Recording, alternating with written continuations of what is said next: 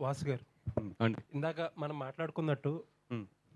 1 year back Hindi industry అంతా theatrical మొత్తం పోయింది అది ఇది అని చెప్పి చాలా అనుకున్నాం మనం. హ్మ్. వాళ్ళకి ఏంటంటే ఆ 8 వీక్స్ ఓటీటీ రూల్ అనేది బాగా హెల్ప్ అయింది. అవునండి. ఇప్పుడు జనాలు స్లోగా థియేటర్ చిన్న సినిమాలు కూడా ఆడడం స్టార్ట్ చేసినాయి. యాహ్! మన దగ్గర ఏంటంటే మనం చాలా మాట్లాడుకున్నాం. ఈ 8 వీక్స్ రూల్ మనం తేవాలనుకున్నాము. చాలా చాలా ప్లాన్ చేశారు. బట్ ఏంటంటే ఆల్మోస్ట్ అప్పుడు ఎప్పుడైతే ఆ మీటింగ్స్‌లో ఉన్న ప్రతి నిర్మాత దాన్ని వైలేట్ చేసి 4 వారాలకే, 5 వారాలకే, కొంతమంది 21 రోజులకి ఈ మధ్యన అలా చేసుకుంటా పోతున్నారు. ఓ పక్కేమో ఇప్పుడు మొత్తం ఓటీటీలు కొనడం మానేసినియి. రేట్లు కూడా తగ్గిచ్చేసినియి. ఇప్పటికి కూడా అలాంటి రూల్ తెచ్చుకోలేక మన థియేట్రికల్ బిజినెస్‌ని పెంచుకోలేకపోతే ఇప్పుడు ఇంక ఎప్పుడు సస్టైన్ అవుతది ఇండస్ట్రీ?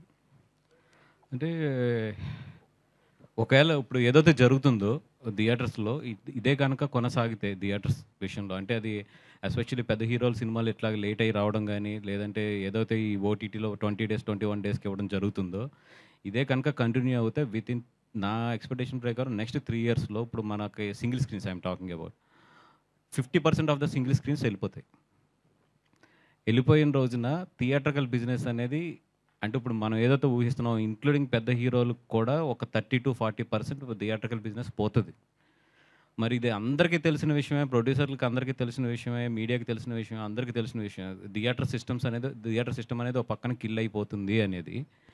దీన్ని కరెక్ట్ చేయడానికి ఆల్రెడీ హిందీ ఇండస్ట్రీ కరెక్ట్ చేసుకుంది. మలయాళం ఇండస్ట్రీ చాలా బాగా కరెక్ట్ చేసుకుంది. మరి తెలుగు ఇండస్ట్రీ ఇంత పెద్ద ఇండస్ట్రీ అందరూ మాట్లాడుకుంటున్నారు గానీ, ఎవరు ఎదరకొచ్చి దీన్ని కరెక్ట్ చేద్దాం అనేది మాత్రం జరగట్లేదు. ఈవెన్ మొన్న పవన్ కళ్యాణ్ గారు మీటింగ్‌లో అందరూ కూర్చున్నప్పుడు కూడా ఆయన పవన్ కళ్యాణ్ గారు రాకముందు ప్రొడ్యూసర్స్ అందరూ డిస్కస్ చేసుకొని మనం అందరూ కూడా ఒక అడుగేయాలి. కంపల్సరీ మళ్ళీ జనాల్ని థియేటర్‌కి తీసుకురావాలంటే కొంచెం ఓటీటీ గ్యాప్ పెంచాలి అని మాట్లాడుకుంటున్నారు గానీ, అట్ ది సేమ్ టైమ్ వచ్చినప్పటికి మళ్ళీ మన తెలుగు ఇండస్ట్రీలో ఉన్న బాధాకరం ఏంటంటే అందరూ మాట్లాడుకుంటాం. మళ్ళీ ఎవరు ఆఫీస్‌కెళ్తే వాళ్ళ సినిమా వాళ్ళదే, వాళ్ళ డబ్బులు వాళ్ళయే. ఒక సినిమాకి ఆళ్ళేమన్నా ఎక్కువ రేట్ ఇస్తే మొత్తం రూల్ అంతా కూడా బ్రేక్ అయిపోద్ది. ఇది ఒక చాంబర్ కూర్చుని, ఒక థియేటర్స్ దగ్గర నుంచి ఎగ్జిబిటర్స్ కూడా కూర్చుని, వీళ్ళందరూ కలిసికట్టుగా దీన్ని ఒక ఎదరికి తీసుకెళ్తే తప్పితే ఇది అవ్వదు.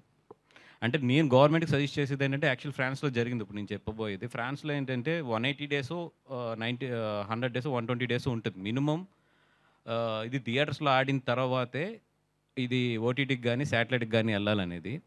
వాళ్ళెందుకు పెట్టారంటే అక్కడున్న థియేటర్ సిస్టమ్ చచ్చిపోతుంది. థియేటర్ కల్చర్ అనేది చచ్చిపోతుంది. దానివల్ల ఎంప్లాయ్‌మెంట్ చాలా పోతది రేపొద్దున అని చెప్పి ఫ్రాన్స్ గవర్నమెంట్ అది ఇంప్లిమెంట్ చేసింది. అట్లాగైతేనే వాళ్ళిచ్చిన రేట్ బెనిఫిట్ కూడా అప్లై అవుతదని చెప్పి అక్కడ కండిషన్ ఉంది. వాళ్ళు ఏదైతే థియేటర్స్‌కి రేట్స్ ఇస్తారో. అట్లాంటిది ఏదైనా సిస్టమ్ గనుక మన గవర్నమెంట్ తీసుకొచ్చి, ఇన్ని రోజులు కంపల్సరీ థియేటర్‌లో ఆడాలి. దాని తర్వాత నుంచే అదైతేనే రేట్స్ బెనిఫిట్ ఉంటదని ఇలాంటి సిస్టమ్ ఏదైనా తీసుకొస్తే తప్పితే ఇక్కడ కరెక్ట్ చేయడం చాలా కష్టం ఇక్కడ.